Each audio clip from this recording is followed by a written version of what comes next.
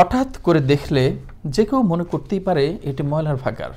অবৈধ দখল, দূষণ আর ময়লা আবর্জনা স্তূপে এখন বিলীন হওয়ার পথে এক সময়ের খরস্রোতা সোয়াই নদী। এক শ্রেণীর নদী খেকো স্থানীয় বাসিন্দারা নেত্রকোনার পূর্বধলা উপজেলার সোয়াই নদী ধীরে ধীরে দখল করে অবৈধ স্থাপনা তৈরি করছে বলে জানান এলাকার সচেতন মহল। নেত্রকোনার এই নদীটি এখন বিলীনের পথেই মনে করছেন তারা। পানি উন্নয়ন বোর্ড বলছে সোয়াই নদী দখলের ফলে খনন কাজ ব্যাহত হচ্ছে, আর স্থানীয় প্রশাসনের দাবি জমির মালিকানা জটিলতার ফলে খনন প্রক্রিয়া হচ্ছে বিলম্বিত। তবে শিগগিরই সমাধানের আশ্বাস সংশ্লিষ্টদের। কিন্তু আমাদের ৩০০ বছরের ঐতিহ্য এই সোয়াই নদী আমরা পূর্ণ খনন চাই, পূর্ণ উদ্ধার চাই। আমার কথা একটাই, শ্যামগঞ্জের তরুণ সমাজও এটাই চায়।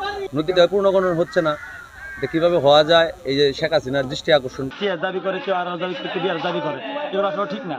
এই নদীটা তাদের প্রবাহমান ঠিক রাখতে নদী একটা প্রজেক্ট করা হয়েছে 23-46 কিলো, সেই প্রজেক্ট অনুসারে খনন করে আসতেছে। আমরা এটা চাই সোয়াই নদী যথাযথভাবে যেভাবে হয়ে যাইতেছে এভাবে হয়ে সোয়াই নদীর গন্তব্যস্থলে চলে যাক।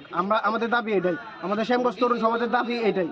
আমরা আসলে আজকে আশ্চর্য হয়েছি তরুণ সমাজ, এবং আমাদের আজকে প্রত্যাশা থাকবে যে পূর্বে যে নদীটি যেভাবে খনন হয়েছে এই নদীটি যেন পরবর্তী দ্বারা এইভাবেই খনন হয়। তো এখানে যেহেতু একটা জটিলতা তৈরি হয়েছে, আমরা শুরু থেকেই চেষ্টা করতেছি যে কিভাবে সলভ করা যায় আর কি। আমরা, আপনি জানেন, যেহেতু একটা সরকারি দপ্তরের মাধ্যমে কার্যক্রমগুলো বাস্তবায়ন করা হয়ে থাকে, যেহেতু আমরা আইনের প্রতি শ্রদ্ধাশীল, আমাদের কিন্তু সবকিছু মেনটেন করে কাজ বাস্তবায়ন করা লাগে আর কি। পুরা জমিটা জনগণ চাচ্ছে, কিন্তু ব্যক্তির একটু ক্ষতি হবে, সেই প্রেক্ষাপটে নদীটা আসলে স্ট্রিমটা চালু করতে সকলেই এখানে যারা আছে সকল জনগণই, যার নামে জমি আছে সেও চায় নদীটা সংযোগ হোক, এবং যে পক্ষ এখানে কথা বলছে দাবি করছে তারাও চায় যে নদীটা হোক, আমরা সকলেই চাই।